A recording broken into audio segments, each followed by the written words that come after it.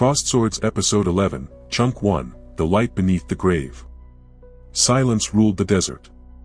What once was a wasteland of broken stone and cursed echoes was now a perfect, glassy plain, translucent and endless.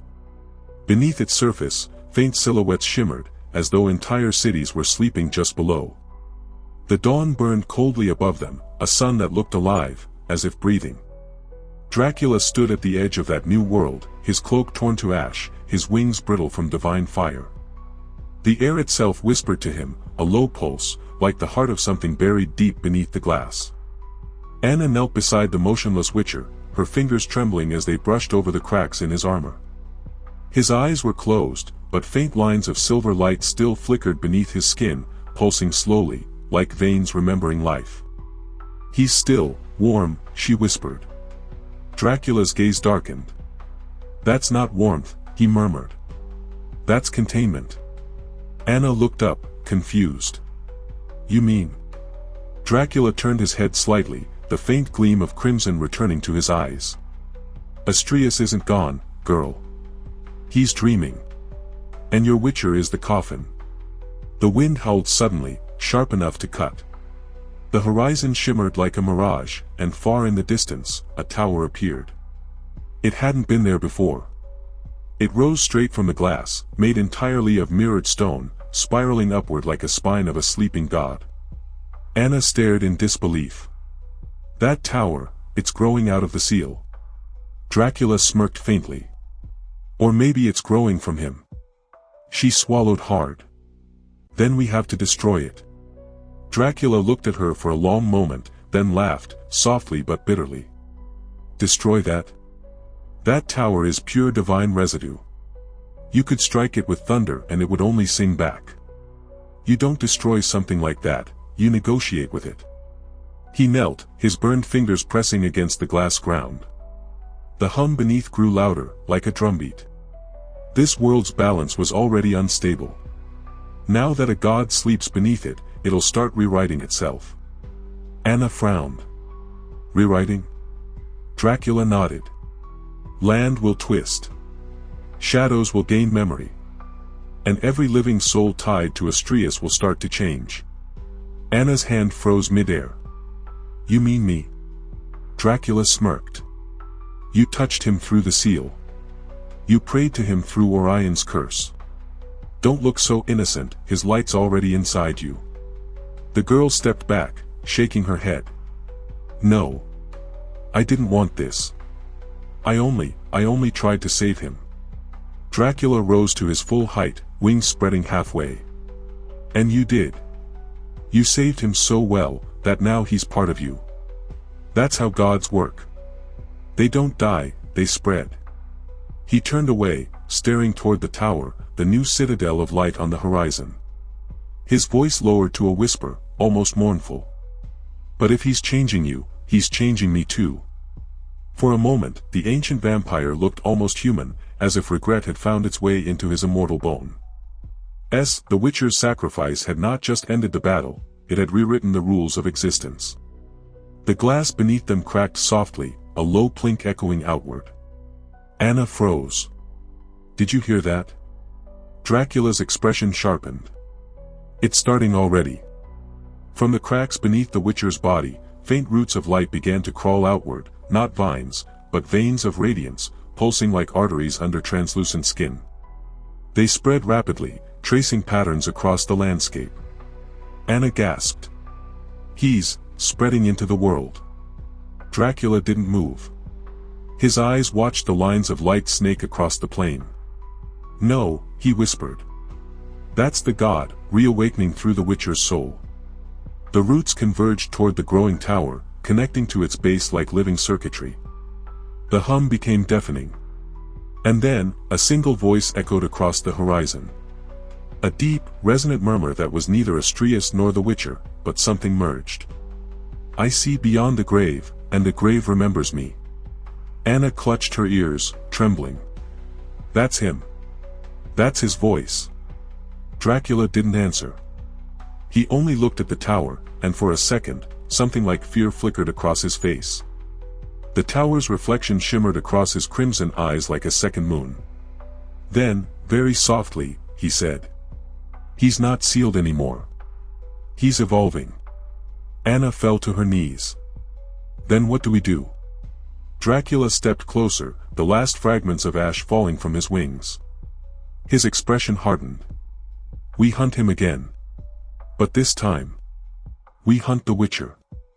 The tower of glass pulsed like a living heart, its mirrored surface catching light from an unseen sun. From afar, it looked peaceful. But inside, beneath layers of shining crystal, something moved. Deep below, beneath the Witcher's resting body and the veins of radiant energy crawling outward, a shape began to form. Not flesh. Not shadow. Something in between. It began as a pulse, a slow rhythm like a heartbeat muffled under ice.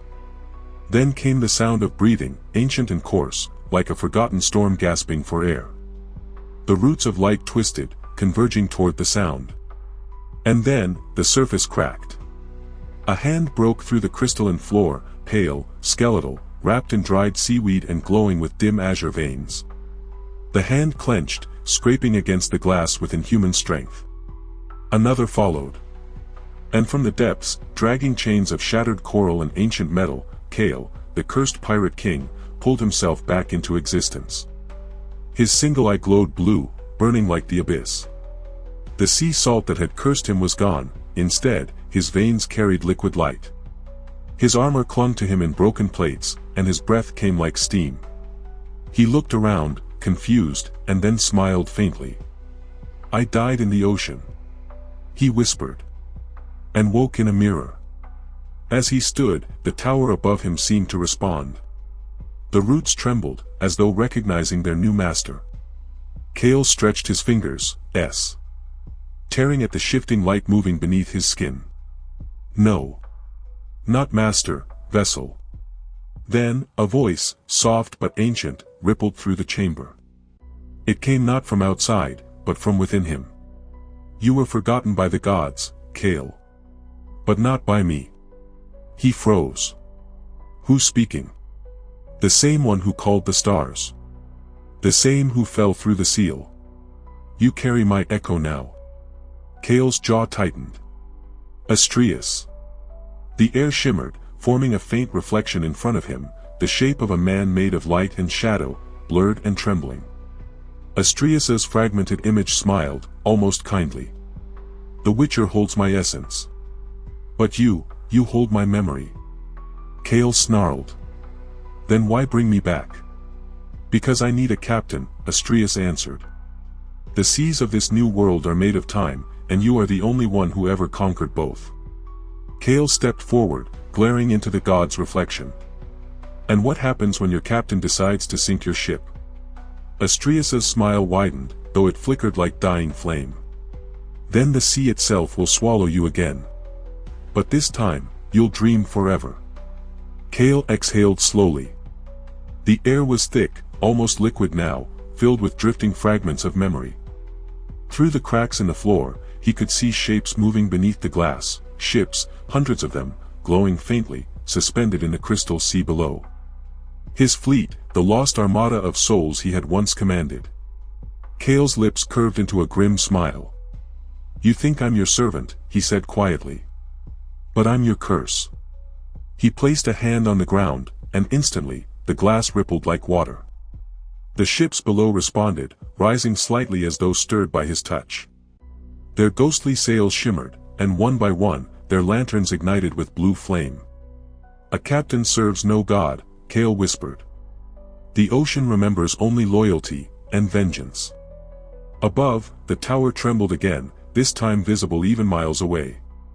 Far from the tower, Dracula and Anna felt the quake under their feet. The horizon pulsed blue. Dracula narrowed his eyes. He's awake. Anna looked up from the Witcher's resting form. Who? Dracula turned toward the tower, his expression darkening. The dead one. The pirate. Anna frowned. Kale. But he was supposed to stay dead, Dracula growled. But this new god, he's resurrecting the wrong kind of allies. Anna stood slowly, her eyes reflecting the light from the distant tower. Then we have to reach him before he joins Astrius. Dracula smirked. You don't reach Kale. You survive him. The ground shuddered again, and in the distance, from beneath the mirrored tower, an armada of glowing spectral ships began rising into the air, sails full of cold blue fire. They hovered above the land like floating tombs, their anchors dripping molten light. Anna whispered, terrified, he's sailing through the sky. Dracula stepped forward, his tone low and sharp. No. He's sailing through memory. The sea is gone, but he's found a new one.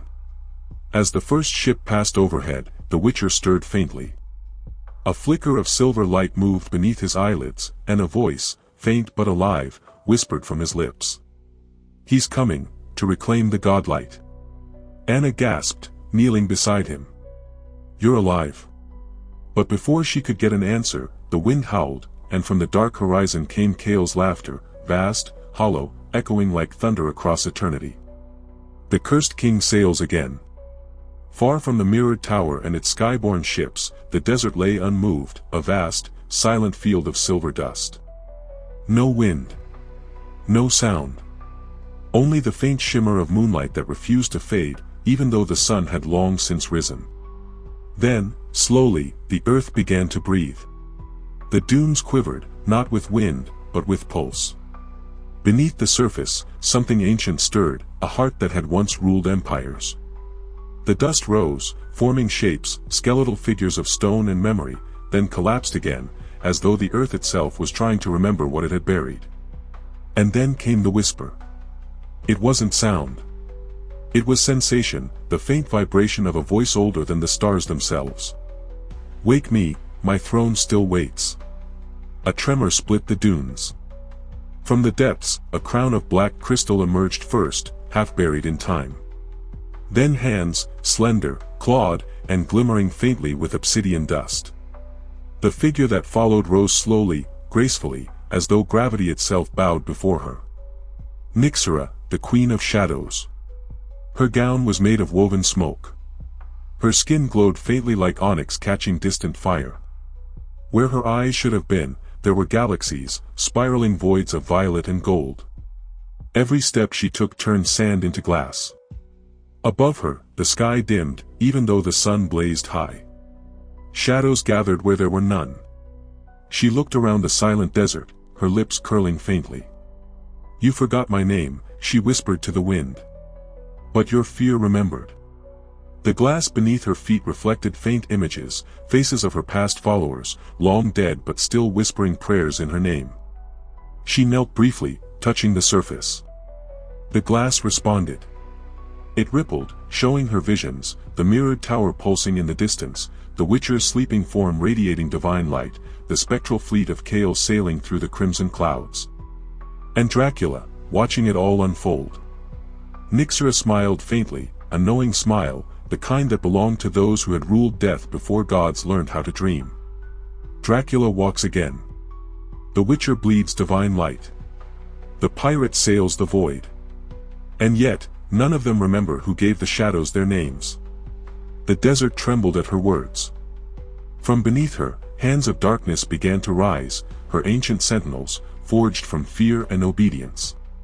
They crawled out of the dust, faceless and silent, taking form only when she looked upon them.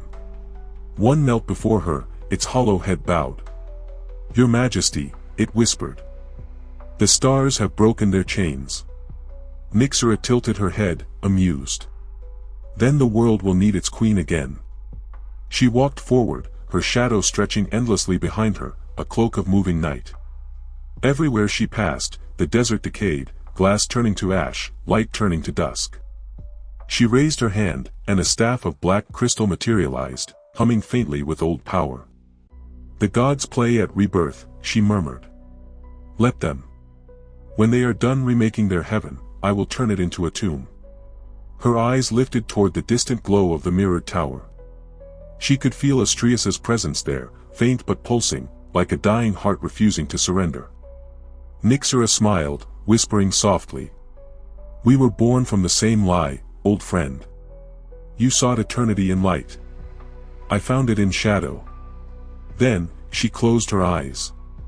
All around her, the dunes collapsed into an abyss, a spiraling crater of black sand that descended endlessly downward. From that pit rose her fortress, the citadel of Nightfall, carved from the bones of the world itself. Its towers dripped with shadowlight, its gates bled whispers. Above it, the sun disappeared completely, replaced by a violet eclipse that hung motionless in the sky. Far away, Dracula felt the shift in the air, like the world exhaling its final breath. Anna clutched her cloak as the light dimmed suddenly. "What's happening?" Dracula turned his head slightly, his tone low and cautious. "The Queen has awakened." "The Queen?" Anna's voice shook. "You mean Nyxera?" Dracula's expression darkened. "The one who taught Astrius what fear meant." Anna gasped. "Then she'll come for him?" Dracula nodded slowly. "For him, and for whoever carries his power." He glanced toward the Witcher's still form, light pulsing faintly under his skin. "That means us." The vampire looked at the horizon. In the far distance, the eclipse glowed brighter, and from within it, faint streaks of black lightning reached toward the Tower of Glass. "The gods are at war again," Dracula said quietly. "But this time, the shadows are winning." The first hour of Nyxera's reign began with silence. No thunder. No scream. Only the slow, impossible sound of the sky cracking. Above the endless desert, the violet eclipse pulsed, as if breathing. The light that reached the world was no longer sunlight but memory, pale and trembling. Every shadow elongated until it swallowed the ground completely, merging the horizon with the void. At the center of it all stood Nyxera. Her black crystal staff was now rooted in the earth, drinking light, drinking time. Each second it absorbed made her stronger, veins of glowing purple light spreading beneath her skin like rivers of night. Her voice carried softly, yet every grain of dust heard it. "Rise, my kingdom of silence. The world forgot your hymn, let us sing it again." And the ground obeyed. Miles of glass and bone shifted beneath her feet, rearranging themselves into spiraling nightfall spires, towers that pierced the clouds and bled shadows from their tips. The dunes transformed into streets, the stars into lamps. From the void, her people, the Umbrals, returned. Faceless, silent, and uncountable. They moved like smoke, forming ranks before her. Every heartbeat in the world slowed as her army assembled, stretching endlessly across the horizon, a black ocean of loyalty. Nyxera raised her hand.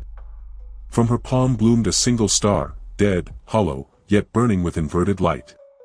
She crushed it softly between her fingers, and its dust spread across the sky like black snowfall. The eclipse deepened. Far away, inside the mirrored tower, Astrius stirred for the first time in centuries. His silver eyes opened weakly, filled with light that struggled to stay alive. He felt her. The one he had cast away before the dawn of men. "Nyxera," he whispered. "You were never meant to wake again." His words carried through the wind, across oceans, mountains, and dying forests, until they reached her. Nyxera smiled faintly. "And yet, you still speak my name like a prayer." In the high storm clouds, Chaos' fleet sailed through lightning. The air shimmered as the violet eclipse reached them. The sails turned dark, the compasses spun madly. Chaos gripped the wheel, his knuckles white. "What in the hells is that?" From behind him, the old navigator muttered, "Not hell, Captain, something older." The sea below them, the sea of glass, began to shift again, glowing with faint purple veins. Beneath the crystalline surface, gigantic shadows moved, serpentine, ancient, and crowned. Chaos' eyes widened. "Those aren't waves." The navigator's voice trembled. "The wardens of the Queen, they've returned." Lightning exploded across the horizon, not white, but black, tearing the clouds apart. From the fissures emerged shapes of colossal serpents made entirely of shadow fire. Their roars echoed through eternity, shaking the sky like drums of judgment. Chaos whispered to himself, "If gods have nightmares, they look like this." Meanwhile, in the tower's sanctuary, Dracula stood over the Witcher's unconscious form. Light seeped from the boy's skin, pure, defiant. but the dark outside was beginning to drown it. Anna clung to a pillar, terrified as shadows crept up the walls like living ink. "She's coming," Dracula murmured. "The Queen of the Dust."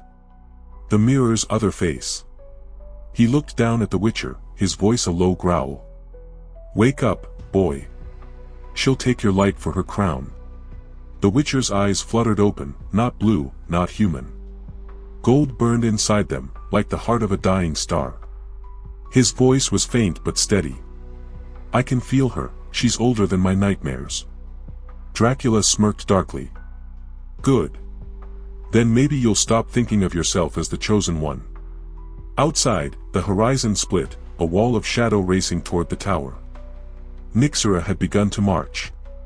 Each step she took made the world tremble. The nightfall spires followed her like monoliths, rearranging themselves into a living army. She moved with elegance, her gown flowing like a storm front, her crown glowing with the power of a forgotten sun. Her whisper reached the Witcher through the broken air. "Light and dark were never enemies, child. You were just born on the wrong side of memory." The Witcher rose slowly, gripping his sword, a blade made of pure light, trembling in his hand. "Then let memory burn." He slashed the air, and the blade ignited, its radiance cutting through shadow like dawn through nightmare. Far across the plain, Nyxera paused mid-step. For the first time, her expression shifted, not fear, but interest. "Ah," she said softly, smiling. "So the boy finally wakes." The tower's glass walls began to shatter from the pressure of both powers colliding, divine light and eternal night. Between them, the air fractured like crystal. Above, the black serpents circled the sky, roaring in unison as Nyxera raised her staff. "Let the world remember who built the stars." And with a single gesture, the war began. The first battle of Nightfall's reign had come, where every god, ghost, and mortal heart would choose a side not between good and evil, but between truth and survival.